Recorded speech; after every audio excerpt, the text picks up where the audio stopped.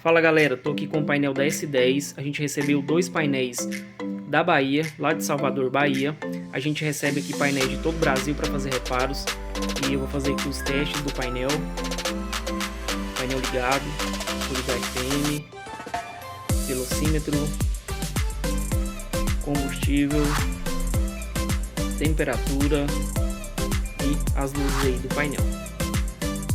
Combustível marcando, temperatura, painel aí 100%.